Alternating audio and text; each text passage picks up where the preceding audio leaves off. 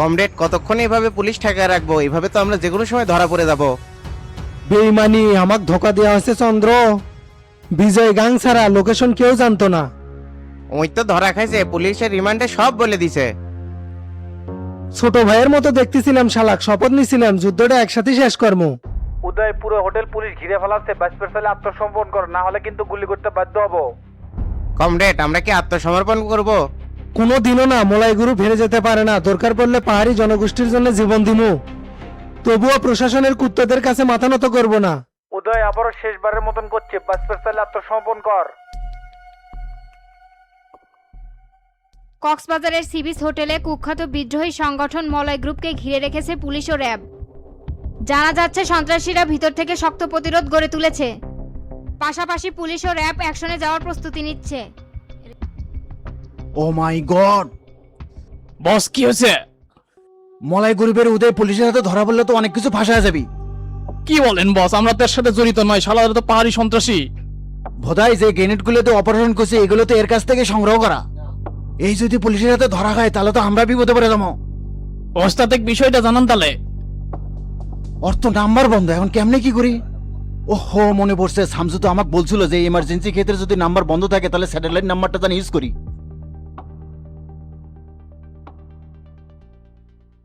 চন্দ্র, কোনোভাবে আত্মসমর্পণ করা যাবে না, হয় মরবো না হয় মারবো। অস্ত্র হাতে নাও। ওকে কমরেড, লাল সালাম।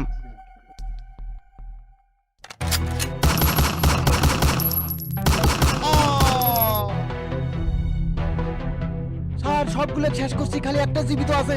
ধরো ধরো, আর ওই শালা গুলি করো, ওইদিকে দৌড় মারলো। পুরো রুম সার্চ করো, কেউ আছে নাকি আর? ওকে স্যার, আমি দেখতেছি। অফিসার, আমাকে ধরলেও এই লড়াই থামবে না। পাহাড়ি অঞ্চল আমাদের, কেউ কেড়ে নিতে পারবে না। এই মাদের এখন নিজে চিন্তা করে, পাহাড়ি অঞ্চল তোর বাপের নাকি শালা? বিপ্লবী মারাও না, পিছন তো ঢুকে দেবো। থানায় নিয়ে যায় একে, বাসল দিলেই সব সাইজ হয়ে যাবে। আমি উদয় চাকমা, শেষ হয়ে গেলেও মলাই গ্রুপকে ধ্বংস করা যাবে না। প্রশাসন কি করতে পারে হারে হারে বুঝবি। এখন চল শালা। হ্যাঁ ওসমান ভাই বলেন। তোর নাম্বার বন্ধ কে? এই জন্য তো স্যাটেলাইট নাম্বারে ফোন দিলাম। ফোন পুলিশ ট্র্যাকিং করতেছে, এই জন্য নাম্বার বন্ধ করে রাখছি। আচ্ছা শোনেক, এদিকে তো একটা ঝামেলা হয়ে গেছে। কি ঝামেলা হচ্ছে?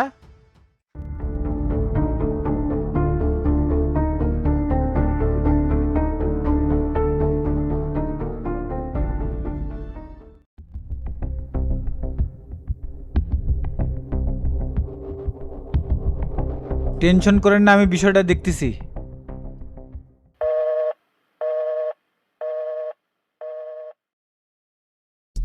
ইউরেকা পেয়ে গেছি। দাদাকে ফোন দেওয়া যায় না দেই? জেমস বলো। আরমান মল্লিক এই 2 সপ্তাহে মালয় বিদ্রোহী গ্রুপের সাথে বেশ কয়েকবার সাক্ষাৎ করছে। এদের উদ্দেশ্য হলো পার্বত্য অঞ্চল আলাদা করা। আইসি, ডিজেএফ এর সাথে কোনো সংযোগ আছে? জি দাদা, গোয়েন্দা প্রধান পুরো রয়ের কবজায়, তার নির্দেশনা এগুলো চলতেছে। আর পুলিশের ব্যাপারটা কি করলা? পুলিশের একটা গ্রুপ ধানমন্ডির অফিসের সেক্টর সেল থেকে 35 ঘন্টা ধরে ট্রাফিং করতেছে। সবকিছু ক্লিয়ার জেমস, তোমাকে ধন্যবাদ।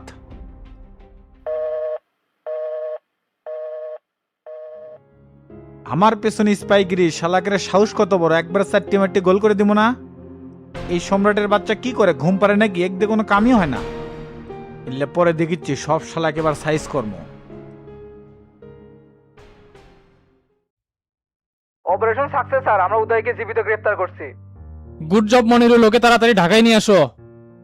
ওকে স্যার, আমরা রওনা দিচ্ছি। স্যার, শামসু তো ফোন খুলছে, মনে হয় কাউকে ফোন দিচ্ছে। রেকর্ড পিসটা অন করো। কি রে সম্রাট, কি খবর? আজ চেয়ারে বসে ঘুমোচ্ছ নাকি? না না, ঘুমামুখে তে কি হচ্ছে বলে। আমার পিছনে আঙ্গুল দিলে শান্তি কিন্তু নষ্ট হবে রে সম্রাট। কি হচ্ছে শামসু, এইভাবে কথা বলিচ্ছিস কি জন্য? তে কমনা বে, তোর পুলিশ আমার নাম্বার ট্র্যাকিং করে। তাই নাকি? এ জব্বর সাহেব কথা বলেন, আমি কিন্তু সব জানি। আমি শামসু কুবে সব শালাক ভাস করে ফেলামো, আমার সাথে চালাকি করে লাভ নাই। শামসু, আমি বিষয়টা দেখতেছি, তুই ফোন রাখে। সম্রাট, রাষ্ট্রের একটা গুরুত্বপূর্ণ ব্যক্তির ফোন ট্র্যাকিং করা এটা কিন্তু ভয়ানক অপরাধ। রাগ উঠে যাচ্ছে, টানতে কিন্তু কলজা একবার সিরিয়াল দমো।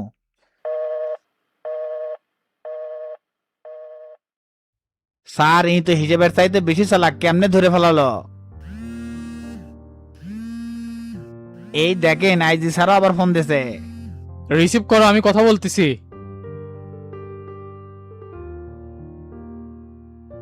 কয়েকদিন হলো যে ঝড়টা গেল, শরীরটা এখন ফ্রি ফ্রি লাগিচ্ছে।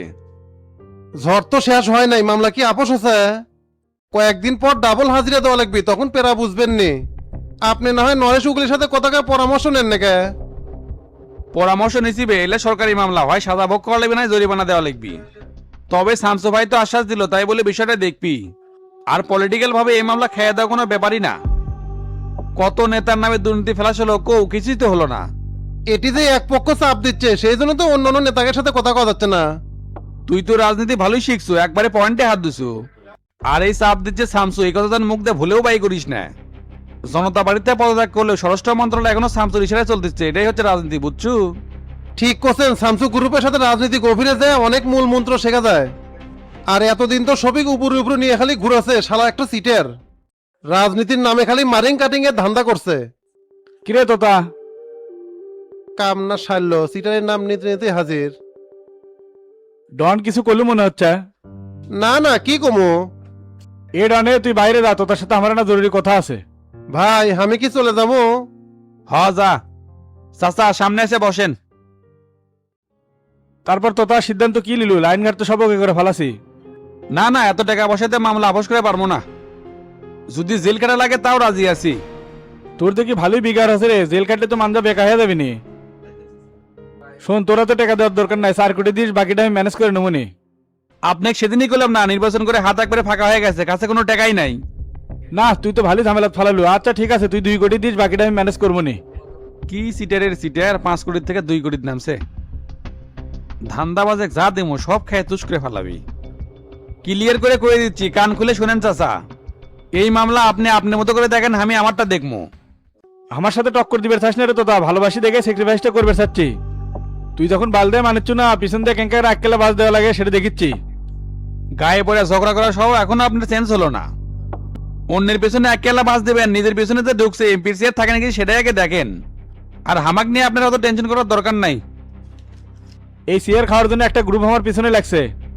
তবে তুইও কান খুলে শুনে রাখে তোতা, সিয়ারলে কোনো তাল বাহানা হলে উপরের ভিসা লাগাতে শফিক 1 মিনিটও সময় নিবি না। তুই জেল খাটার জন্য প্রস্তুত হয়ে থাক, যে কোনো সময় অ্যারেস্ট হয়ে যাবো। আমাক মিশে ভয় দেখে লাভ নাই, এই মামলার আসামি কিন্তু আপনিও। এ তুই আর জান কোনো কথা কইস না, তোর কিন্তু আর সহ্য হচ্ছে না। তুই কেমনে সাইজ করা লাগে সেটা আমি ভালো করে জানি, থাক চলে গেলাম। উয়ের বলে পাকা গজালে দাপাদাপি করে মরে, শফিকের হচ্ছে সেই হাল। শালার বুড়ো দিন মরার আগে বিঘের বাড়িচ্ছে। স্যার চোর ধরছেন আমাদের বললেই তো হতো, থানায় নিয়ে যায় জুত মতো পানিশমেন্ট করতাম। আর এই শালাক তো চিনি, কিছুদিন আগেই জেলে চালান করছিলাম, খারাই জামিন নিয়ে আবার এগুলো শুরু করছে। স্যার এবারের মতো ক্ষমা করে দেন, জীবনে আর চুরি চামারি করবো না।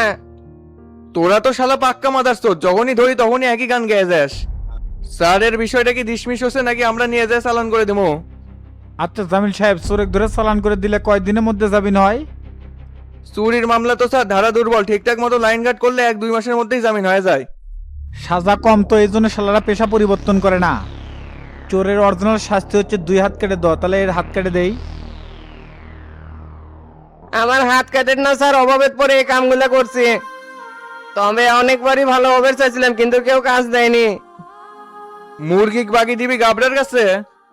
এই শালা তোক যাই কাজ দিবি তারই তো সর্বনাশ করবো। এই ঘরে এই সুযোগ দিয়ে লাভ নাই স্যার, এরা বিপদে বললেই ভালো হওয়ার নাটক করে। আমি মনে থেকে করছি স্যার, জীবনে আর এল্লা করবো না। চুরি চামারি করা মানে মানুষের ক্ষতি। বৌচুলের মুখে ভাত তুলে দেওয়ার জন্য নিরুপায় হয়ে এই কামটা করছি। আল্লাহর কিরাকাটে করছি স্যার, যদি না খেয়েও থাকা লাগে তাও আমি চুরি করবো না। তুই যেহেতু ভালো হবার চাচ্ছ, আবার কেউ কাজও দেয় না, তোকে যদি একটা মুদির দোকান দিয়ে দেয় চালাবার পাবো না? অশেষ মেহেরবানি, আমি তো ইনকে একটা কাজই চাচ্ছি। কেউ কাজ দেয়নি দেখে তো এই চুরির পথ বেছে নিয়েছিলাম। ঠিক আছে, তাহলে তোকে একটা দোকান দিয়ে দিচ্ছি, এলে চুরি চামারি বাদ দিয়ে দোকান করে খাবো। এই ঘরে নেশার তো ভালো না স্যার, বিশ্বাস করা কি ঠিক হচ্ছে? টাকা পয়সা দিয়ে ব্যবসা খুলে দিবার চাচ্ছেন, ব্যবসা তো করবি না, এগুলো সব বেঁচে কিনে খেয়ে আবার চুরি শুরু করবি। সত্যি করছি স্যার, আমি আর এগুলা করবো না। এলাকার মানুষের কাছে আগে শুনছিলাম শামসু ভাই নাকি খুব ভালো লোক, আজকে নিজ চোখে সেটা দেখলাম। স্যার আমাকে বিশ্বাস করবে পারেন, এর অমর্যাদা আমি কোনোদিনও করবো না। আচ্ছা তুই এখন চলে যা, কালকে আমার লোক যায় সব প্রসেসিং করে দিবি নি। আপনি আমার বাপের উপকার করলেন। আচ্ছা ঠিক আছে, গেলাম। স্যার শফিকের ব্যাপারটা তাহলে কি করবো? ধরবার গেলে একদিকে ওসি বাধা দেয় আর একদিকে এসপি বাধা দেয়। এই দুইজনের টানাটানিতে তো আমি অস্থির হয়ে গেছি। কৌশলে কাজ করতে হবে জামিল, এভাবে ধরতে গেলে তো বাধা আসবেই। আপনি এখান থেকে যাই শফিকের বিরুদ্ধে সংবাদ সম্মেলন করবেন, তারপর দেখেন নিশালার কেমন জ্বলন্তি ওঠে। এতে করে তো আমার ওপরে অনেক চাপ আসবে স্যার। প্রশাসন আমার হাতের মুঠে আছে, আপনার বিষয়টা আমি দেখব। শফিকের খেল খতম না করা পর্যন্ত আমার মাথা ঠিক হচ্ছে না। তাহলে এখনই চলে যায়, আপনি কার্যক্রম শুরু করে দেন, সময় নষ্ট করা যাবে না। Okay sir.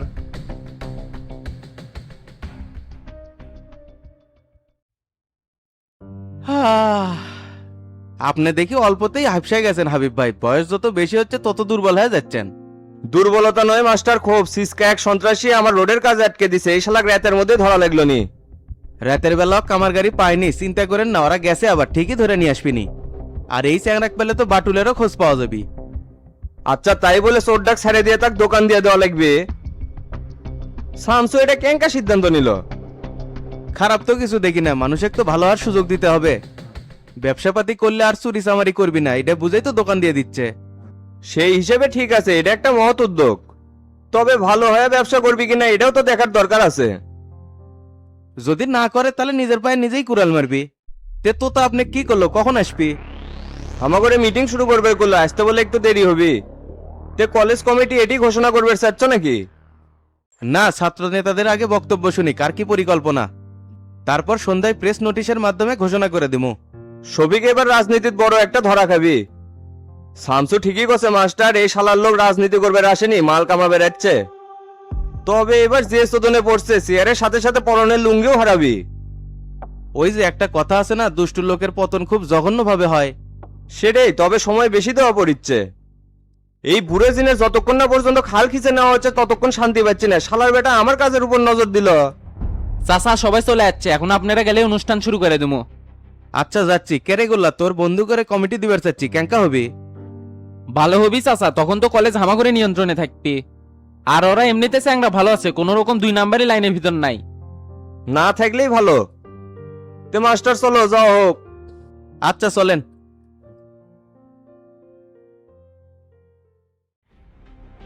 কেনে করলা কুটি যাচ্ছ? আমি তো তোকে বাড়ির উপরেই যাচ্ছিলাম। কে কি হচ্ছে? শুনলাম চোরেক বলে ছেড়ে দিছে, আমার যে এত ক্ষতি হলো তার জরিমানা কেটে দিবে। কি মনে করে যে ছেড়ে দিল সেটা তো আমি বুঝে পারলাম না ভাই। তবে টেনশন করো না, উদ্দেশ্য তো একটা আছে, যেহেতু শামসু ভাই ছেড়ে দিছে তোমার লস হবি না। চোর যেহেতু শনাক্তই হয়েছিল তাহলে জরিমানা শামসু ভাই দিবে কি জন্য? এ মিয়া, অরিজিনাল বড় চোর তো ধরে পড়েনি, আর তুমি এগুলো নিয়ে টেনশন করিচ্ছ কি জন্য? টেনশন হবে না, বাটুলেক যদি খুঁজে না পাই তখন? টেরা ভাই আর রমজান ভাই যেভাবে মাঠে নামছে খুঁজে এমনি পাবিনি। আর তুমি উনকে বসে না থেকে চেনা জানা লাইন ঘাট গুলো দেখো তো। তোর কি মনে হয় আমি বসে আছি দিন রাতে এক করে বাটুল হারাম দাদা খুঁজিচ্ছি? বুঝে পারছি, তে দোকান কি খোলা আছে না বন্ধ করে এগুলাই করে বেড়াচ্ছ? না খোলা আছে, রাব্বি আছে দোকানে, কে কিছু নেবো নাকি? নিমু, দোকান বিলে চলো, তোমারও কাম আছে। আচ্ছা ঠিক আছে চলে।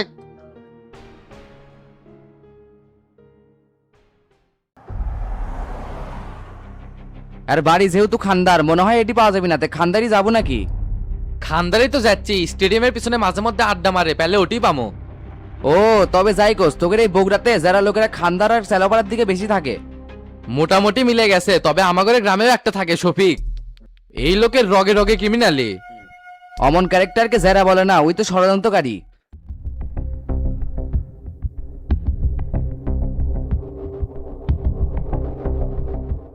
কেরে, এটা কন্ট্রাক্টর মমিন না? এটি দাঁড়িয়ে আছে কৃষক।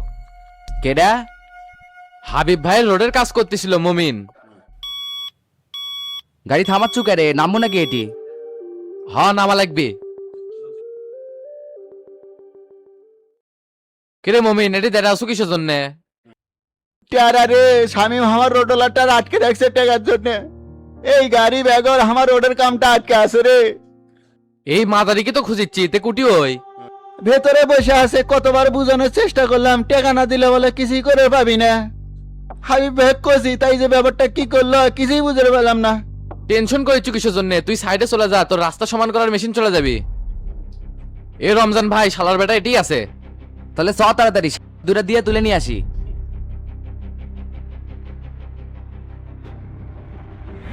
শালার বেটা টেকা নিব না, এবার তোর খবর আছে। শামসুর ছোট ভাই এবার পিছন দিয়ে ঢুকে দিবি নি।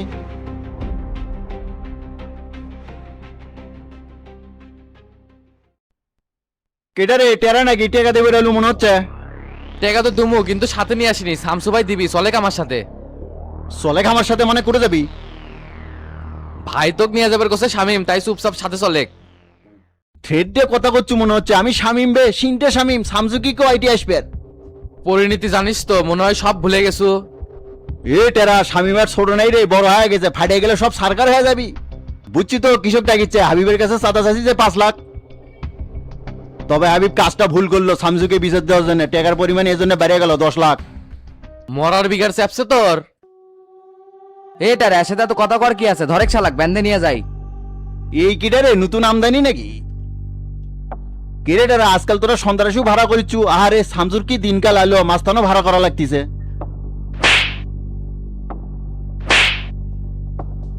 এই সুধীর বেটা, সে তখন তাই দেখেছি বেয়াদবের মতো ওস্তাদের নাম ধরিচ্ছ, অজু করছো। আমি সিনটে শামিম, গায়ে হাত দেওয়ার ফল কিন্তু ভালো হবি না। হ্যাঁ বুঝছি তো, তুই সিংটা স্বামী মানে পাট করি। একদম পট্টস করে ভেঙে ফেলামু শালা। আপসে যাবো না ব্যান্ডে নিয়ে যাবো?